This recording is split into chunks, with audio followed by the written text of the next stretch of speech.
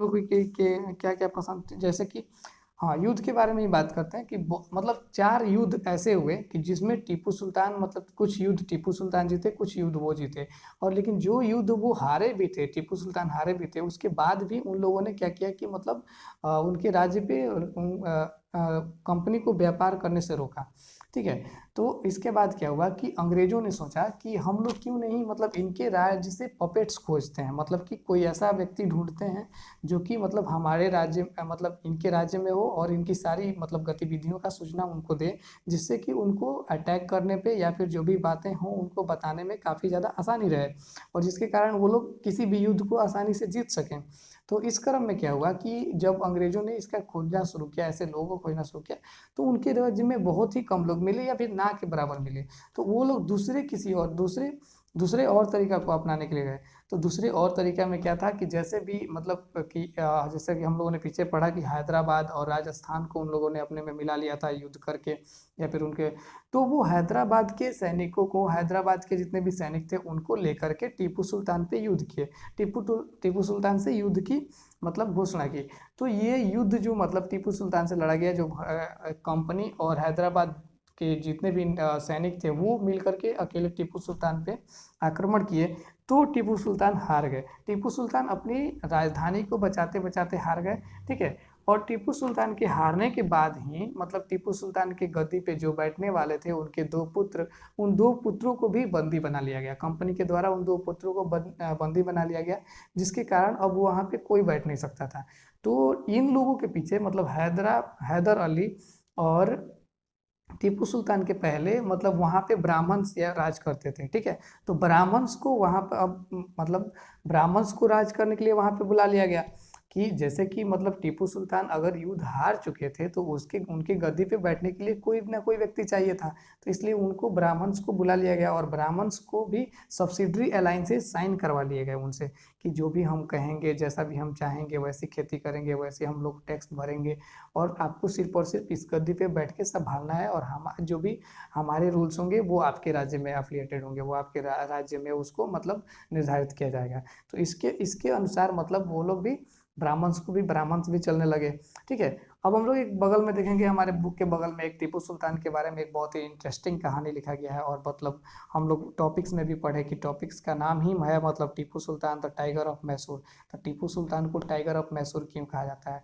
तो ये टीपू सुल्तान को टाइगर ऑफ मैसूर इसलिए कहा जाता है कि वो कहा गया है कि वो कभी मतलब युद्ध करने सॉरी कभी वो शिकार करने के लिए जंगल में गए थे। जंगल में जब वो शिकार कर रहे थे तो उनके सामने मतलब कि एक शेर आ गया था।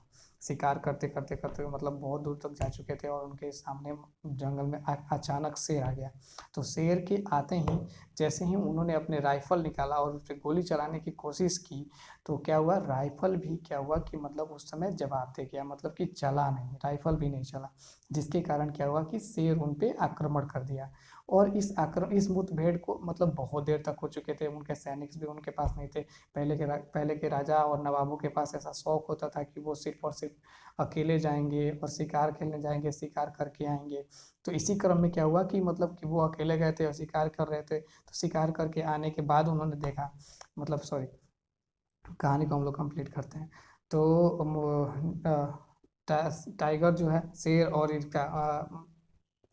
और टीपू सुल्तान का मुठभेड़ हुआ। और मुठभेड़ होने के बाद मतलब कि कुछ समय बाद ये पता चला कि टीपू सुल्तान जो है वो जीत गए।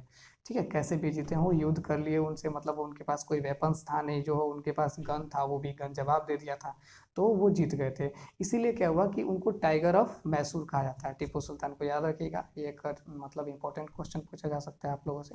टाइगर ऑफ मैसूर कौन है? तो वो एक टीपू सुल्तान है। ठीक है।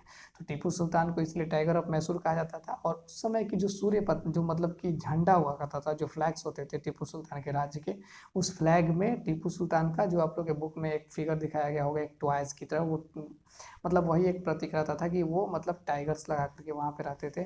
फ्लैग्स में उनका एक टाइगर रहता था, जिसको मतलब कि जिसके कारण उनको पता चल सके कि ये टीपू सुल्तान है और उन्होंने लड़ाई किया था। अब देखिए टीपू सुल्तान जब राज कर रहे थे अपने राज्य में, तो उन्होंने बहुत सारी चीज़ों को मना कर दिया था। जितने भी लोकल मर्चेंट्स थे, मतलब ये मतलब जो उनके गांव के जो व्यापारी थे उनको भी वो लोग वो मना कर दिए थे कि आज के बाद से भी अब आप लोग कंपनी को टैक्स नहीं देंगे। ठीक है। और अपनी सैनिकों को लोकल मर्चेंट्स को मना कर दिया था कि कंपनी के साथ आप लोग व्यापार नहीं करेंगे।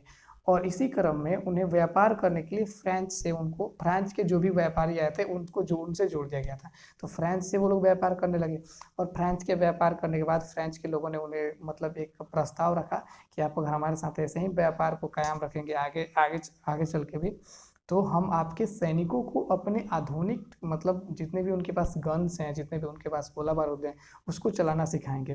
ठीक है।